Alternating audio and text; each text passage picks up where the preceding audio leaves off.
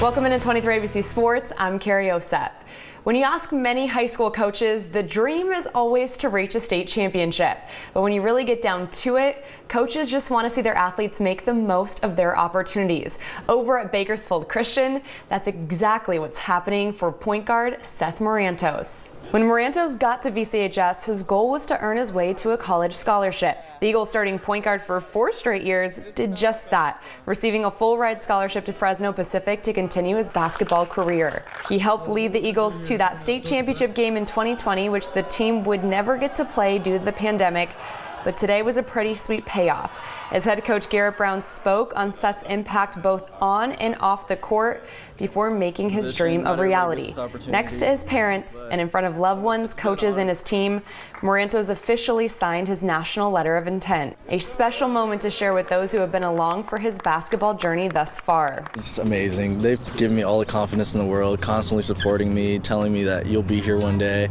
And it just shows that it finally paid off. It was the first goal of mine, but the next one is to hopefully play professional one day. But this was the first step I needed to do that. Second-year head coach GARRETT Brown, joined by Seth's former high school head coach Kyle Shiloh, said Fresno Pacific is getting a leader and a winner.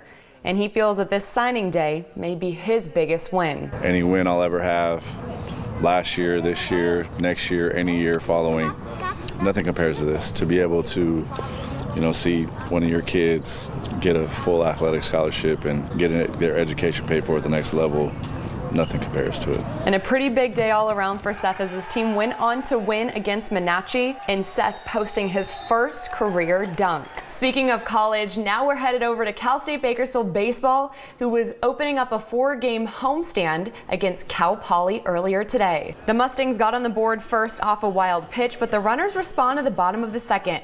Nick Grossman at the plate, a runner on first, and Grossman grounds one past the second baseman, allowing Tyler Jorgensen to advance to third. Now Nick Salas at the plate, some smart hitting here, grounds into an RBI as the high bounce allows Jorgensen to score.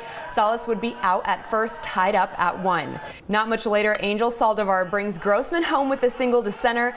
It's 2-1 CSUB, and they weren't done. Aaron Casillas' patience at the plate pays off, finishes with the RBI double. Saldivar scoring from first as CSUB rounds out the second inning 3-1. But the Mustangs run right back into this one in the top of the third, also scoring 3. Cal Poly leads 4-3 as we head to the bottom of the third, with Eric Charles already on base off a walk. Garces grad Jason Roberson at the plate.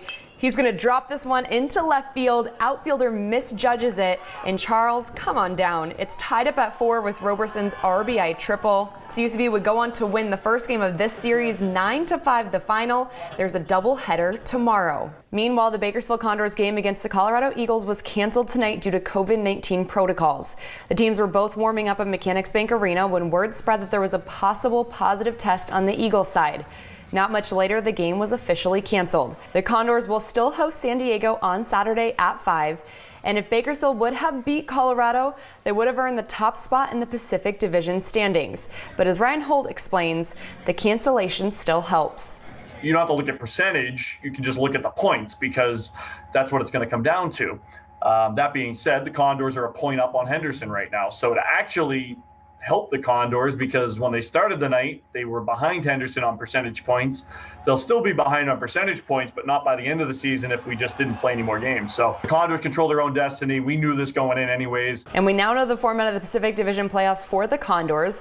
There will be a single elimination play-in for the 4th through 7th place teams held in Irvine to determine who joins the top 3 teams in a best-of-3 semifinals.